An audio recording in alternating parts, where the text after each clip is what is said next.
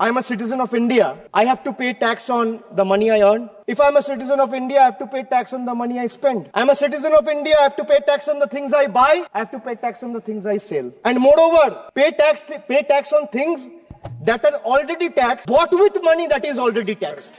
Correct. Just imagine, you earn, you pay tax. You spend, you pay tax. You buy, you pay tax. You sell, you pay tax. And then you pay tax on things those are already taxed from the money that is already taxed. This sums up the budget completely. Believes in half accountability. You all must be wondering where is the other 50%. Well, that's conveniently covered by the Godi media. Because if you ask the media, according to them, this government is functioning at 200% efficiency. And in their world, in the media's world, there are no failures. Failures are invisible. Questions are forbidden. The only policy is propaganda. Where the mind is without fear, where the head is held high. Chitto jeta bhoy shunno, Uchcho jetha shir. While the center withhold funds and play politics with the people of Bengal and their livelihoods, Bengal refuses to beg. We build, we provide, we progress, we grow with or without their support. India now sees the truth clearly. BJP stands for Bhashan, Jumla and Propaganda, where speeches replaces real action. And NDA stands for, well, no prize for guessing, not delivering anything. माननीय सदस्य श्री अभिषेक बनर्जी जी, Honorable Chairperson Ma'am and esteemed members of this august house, today I rise here not just to respond to the union budget that was presented by the Honorable Finance Minister for the year 2025-26, but also to expose the grand illusion it weaves, a mirage, a deception, or rather a golden deer budget. Well, all of you must be wondering, why am I referring to this budget as the golden deer budget?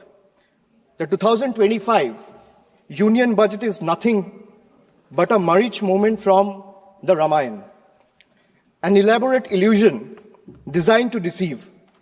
Just as the demon Marich took the golden form of deer to lure Ma Sita away, the NDA government has crafted a shiny, dazzling budget promising prosperity while hiding the economic catastrophe beneath. This budget might shimmer, but it's hollow as a treasure chest filled with air. It has flashy promises of tax cuts, economic growth, infrastructure hype to distract the common man, but beneath this illusion lies a brutal reality. Hidden indirect taxes, soaring inflation, slashed public spendings, and last but not the least, corporate giveaways. Just as Ma Sita was misled, the common people are being pulled away from financial stability straight into a fiscal wrecking ball. This government proudly proclaims no income tax for incomes up to 12 lakh rupees. But behind the scenes, they silently ensure the lost revenue is recovered through rising fuel prices, inflated service charges, hidden taxes on daily essentials, and the middle class, much like Lakshman warning Ma Sita, is skeptical, but BJP's propaganda and PR machinery is desperately working overtime to ensure that the common man and the people of this country still chase the golden deer anyway. What is given by one hand is being swiftly taken by the other. Just as in Ramayana, by the time people realize and recognize the deception, the economy has already been handed over to the Ravanas of crony capitalism.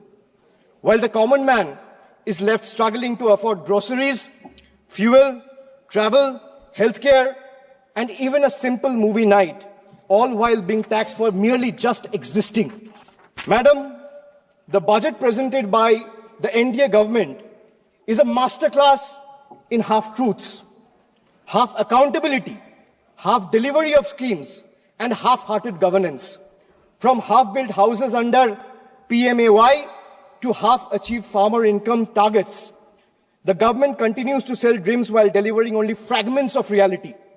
Infrastructure projects remain half-finished, welfare schemes reach half the beneficiaries, and their failed economic policies cater to half the population, leaving the rest in uncertainty. This is not a vision for developed India. It's a half-baked agenda wrapped in propaganda.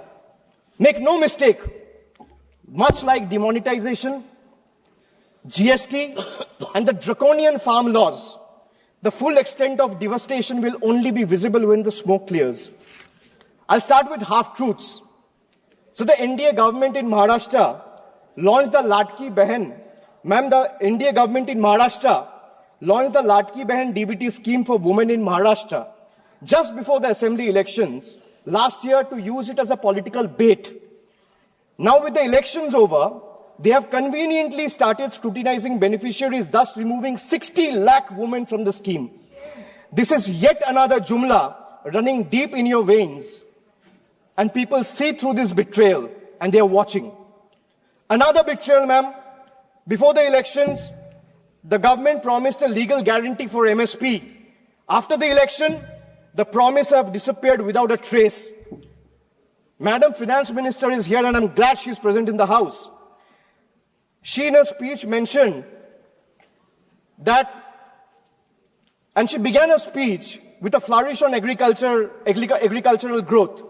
But when it came to MSP, the one demand that every farmer of this country has raised, there was only silence. No legal guarantee, no relief from the crippling debt. Instead of waiving farm loans, the government has increased the Kisan credit limit, which essentially means handing farmers more debt than relief. Since 2014, and whatever data I'm quoting in the House, if the chair wants, I'll lay it on the table of the House before tonight. Ma'am, since 2014, in the last 10 years, there have been 1 lakh farmer suicide.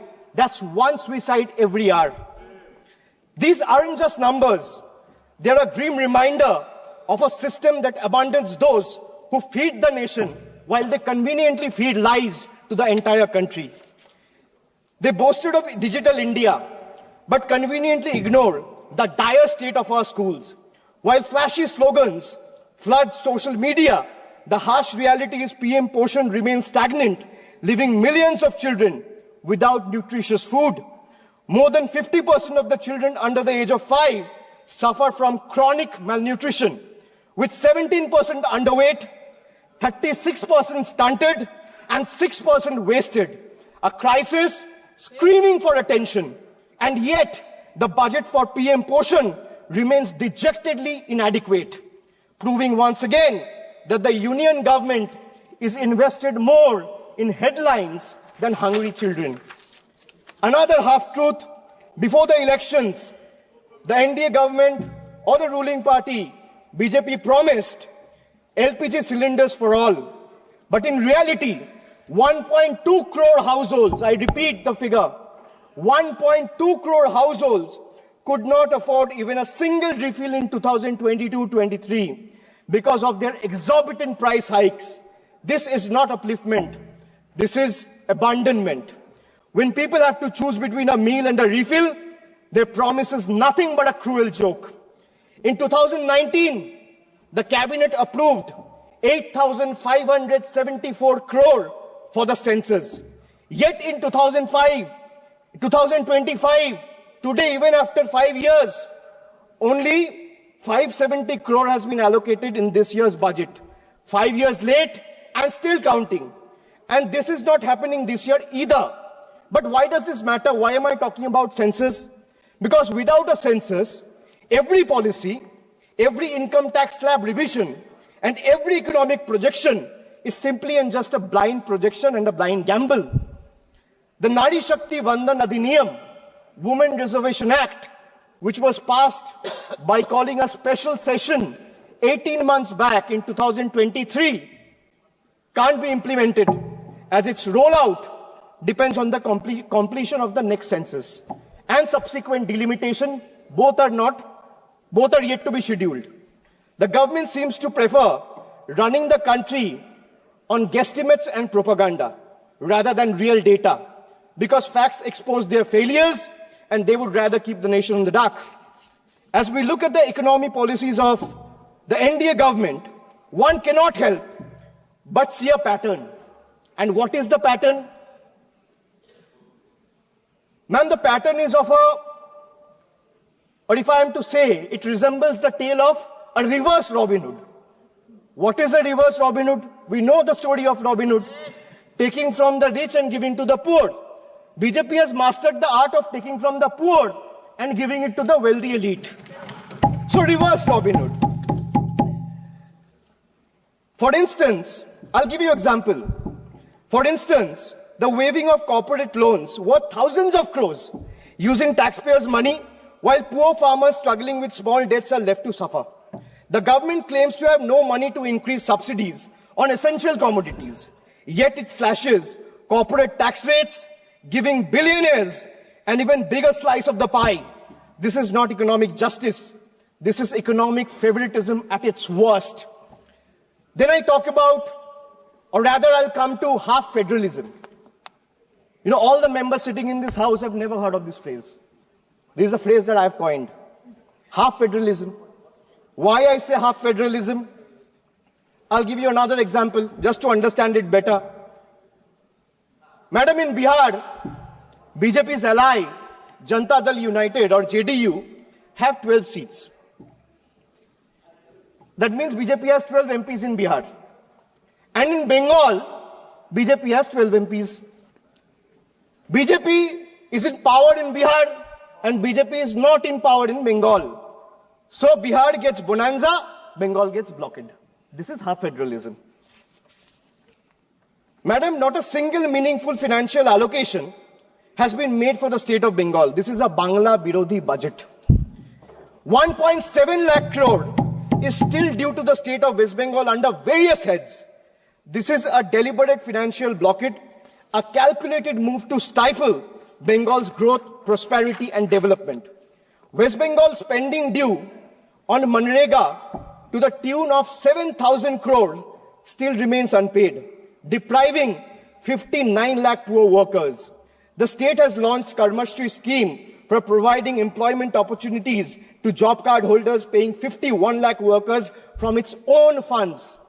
The central government has not cleared 8,140 crores in housing dues for rural Bengal under Pradhan Mantri Awas Yojana, depriving 12 lakh beneficiaries.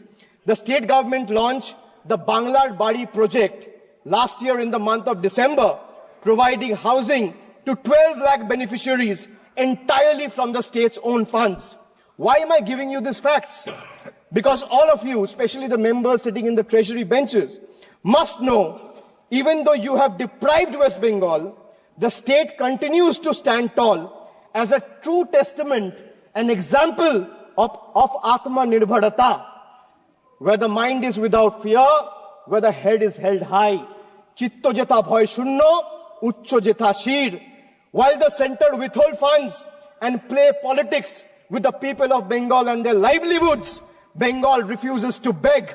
We build, we provide, we progress, we grow with or without their support. Bengal has more than doubled its export in the last 10 years.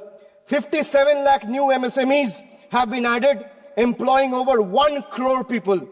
Bengal's handloom industry employs over 5 lakh workers, which is the second highest in the country. The state's broadband policy, formulated in 2020, resulted in investment of 7,500 crore in the telecom sector alone. Almost 3 lakh direct employment has been generated in IT companies. Bengal has over 88 lakh MSMEs, which is the second highest in the country. 1 out of 5 MSME are owned by women, which is highest in the country. 36% of workers in these enterprises are female, third highest in the country. Madam, now I'll come to health. India remains one of the lowest healthcare spenders globally, investing a mere 3% of its GDP, far behind China's 5% and United States of America's 16%.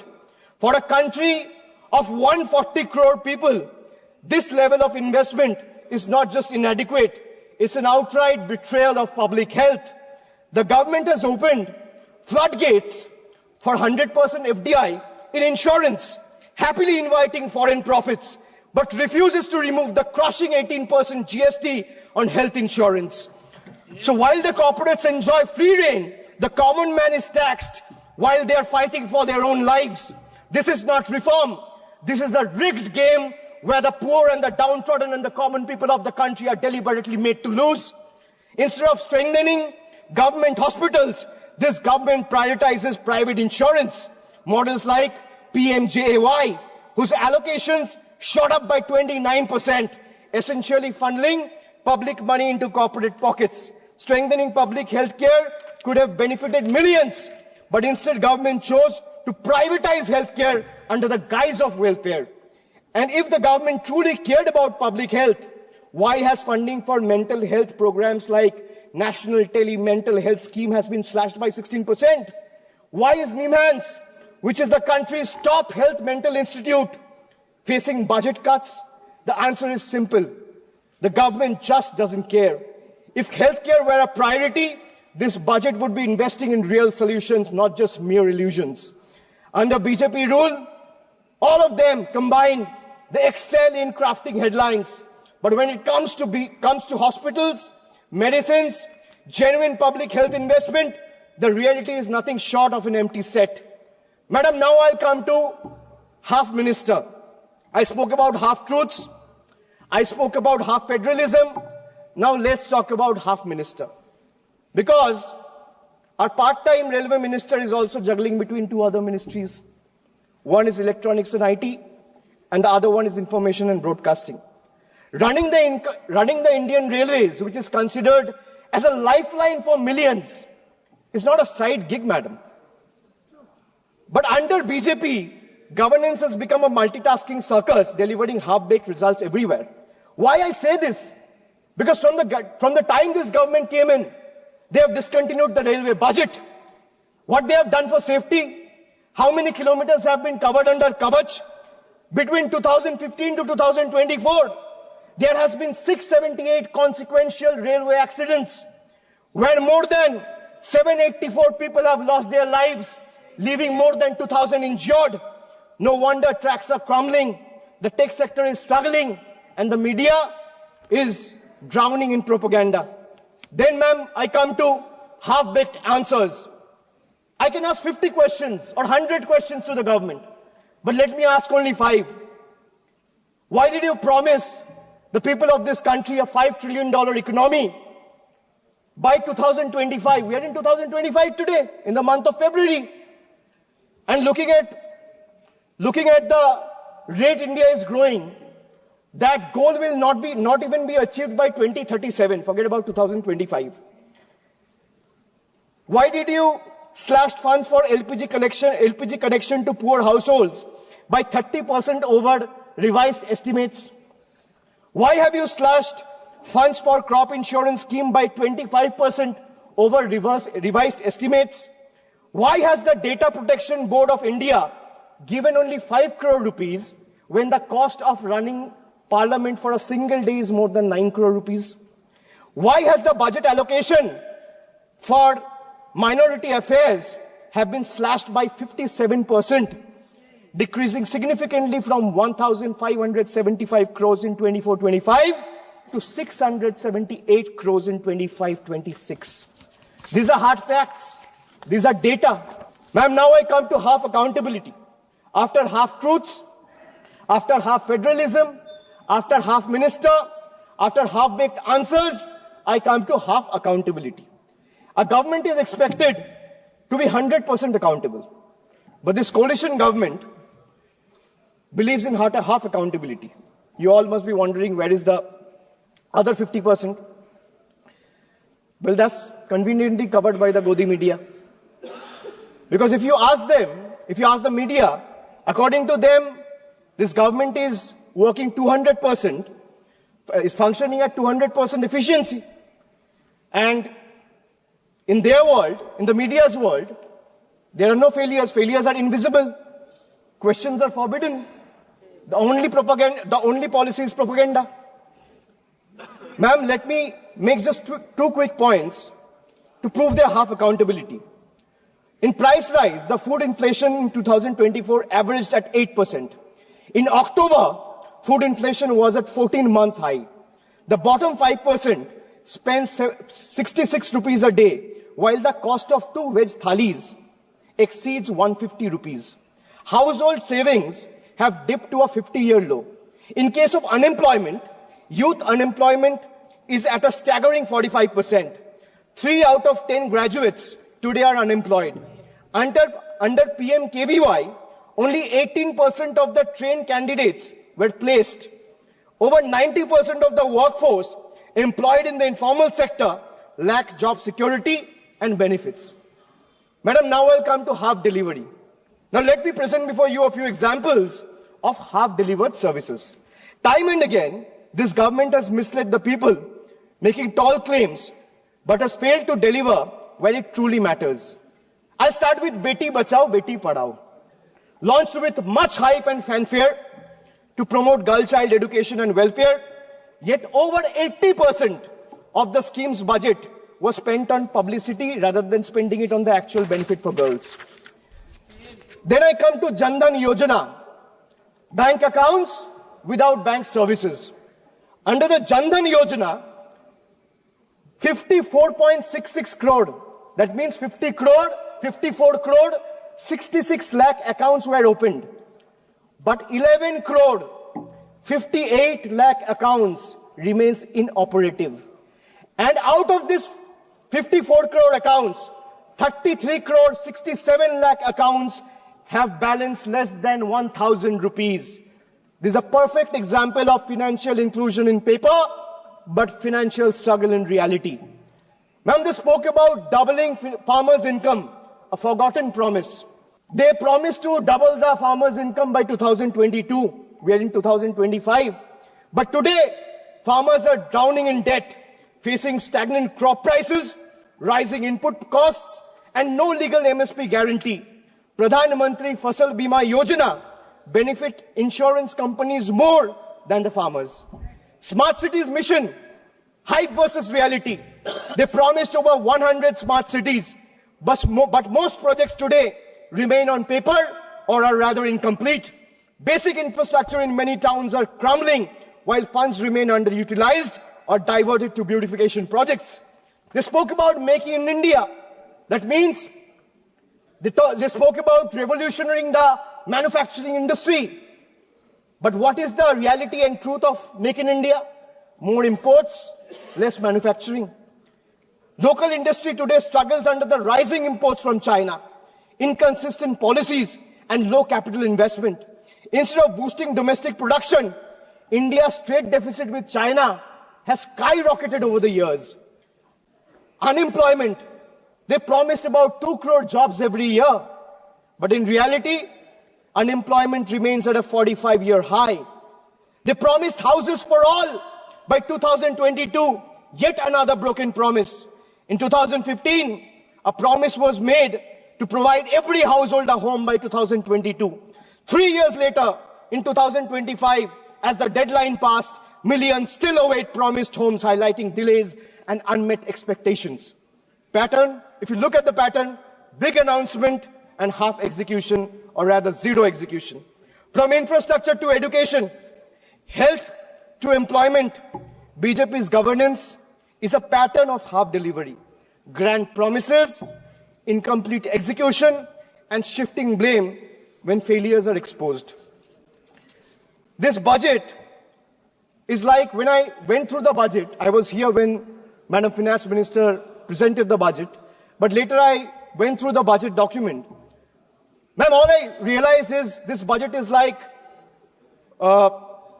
those promises where you promise free meals, but charges exorbitantly for, giving a chair to sit, free water, service. So this budget is like a buffet that promises free meal, but charges exorbitantly for water, service, and cutlery.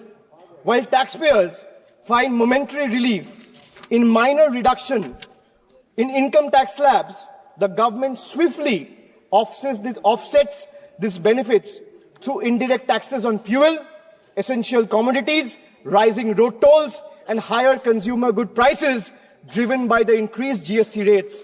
It's evident that these reliefs are nothing more than a mere illusion. Much like the Jio's once free data plans, attracting millions of users at a time, and then they raised the tariff sharply, which now comes monthly at a hefty price tag. The government claims to provide relief But the reality for the middle class tells a different story. Let me give you another small example. And these are real examples. The government claims of an 80,000 tax benefit for an individual whose income is 12 lakh rupees annually. But it's nothing but a misleading farce.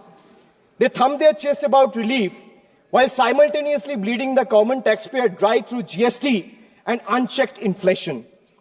A taxpayer in this income bracket, that means someone who is earning 12 lakh rupees annually, spends on essential categories like food, housing, education, healthcare, railway travel, air travel, transport, recreation, and each of these are subjected to steep GST rates under NDA's failed economic policies. The result, if you do a quick calculation, you will see that someone earning 12 lakh rupees ends up inadvertently paying 98,000 in GST. So the illusion of 80,000 tax benefit that BJP is desperately trying to sell, in reality is snatched away from GST alone. That means someone earning 12 lakh rupees is inadvertently having to pay 98,000 rupees on the account of GST alone. Then you have surcharges, you have cess, you have toll tax, you have many other tax. You have STT, security tax.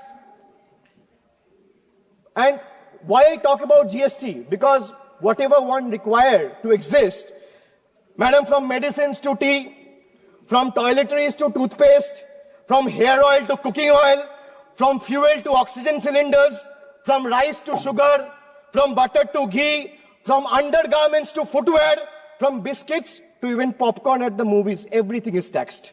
In fact, more is lost to GST than they claim to give back. To make matters worse, there are several other taxes like I mentioned. There is toll tax, there are security transaction tax, there are cesses, there are surcharges, and then there's inflation also, which continues to erode whatever little remains. With an average 6% annual inflation, if someone is earning 12 lakh rupees today, that will shrink down to 10 lakh in 3 years. The only thing that is not taxed, or is rather untouched, is BJP's list of misleading promises and their sheer incompetence. That's only untaxed. The budget remains completely failure, and the budget also reminds me from a scene from a popular movie of Three Idiots. All of us have seen the movie. It went very popular. And throughout caste, creed and religion, everyone loved the movie. So ma'am, the budget reminds me of the movie Three Idiots, where Amir Khan's character, Rancho, exposes the education system's obsession with rote learning over genuine understanding. Similarly, today's government reminds me of the deceptive college director virus. And the role of virus was played by, I'm not talking about the viruses present here. I'm talking about the college director virus whose role was played by Boman Irani. So the college director virus, what he used to do? He used to offer flashy numbers, grand schemes that prioritized ranking over real progress. Much like virus, the focus seems to be on the surface level over real achievements, presenting a polished image rather than addressing the true needs of the people. Or if we take a page from the history, the British during the colonial rule, they promised reforms while continuing to exploit India's resources. BJP's budget follows the same playbook, advertising tax relief while ensuring the burden is transferred through hidden economic policies that favor big corporations and the elite, leaving small businesses and working class struggling. Madam, the budget presented over the last 1 decade perfectly sums up India and the BJP's version of Achhe Din, reflecting not just their grand narrative, but also the harsh reality of common people's struggle under the NDA's rule and regime. If I'm a citizen of India, I have to pay tax on the money I earn. If I'm a citizen of India, I have to pay tax on the money I spend. I'm a citizen of India, I have to pay tax on the things I buy. I have to pay tax on the things I sell. And moreover, pay tax on things that are already taxed, bought with money that is already taxed. Correct. Just imagine, you earn, you pay tax. You spend, you pay tax. You buy, you pay tax. You sell, you pay tax. And then you pay tax on things those are already taxed from the money that is already taxed. This sums up the budget completely. The people of India have woken up, and they will no longer be misled by these empty promises and false claims. The government must pay attention to the aspirations of 140 crore citizens. If they don't, they should brace themselves. What started as a teaser in June 2024 will soon become a full-blown blockbuster. After all, the saying goes, never underestimate the power of the common man. And they are all, every Indian who's watching this, who has seen the budget, who has voted in 24 and is going to vote again, exercise their franchise, they are far better scriptwriters than the BJP members of this house. India now sees the truth clearly. BJP stands for Bhashan, Jumla and Propaganda, where speeches replaces real action. And NDA stands for, well, no prize for guessing, not delivering anything. Thank you, Madam. Jai Hind.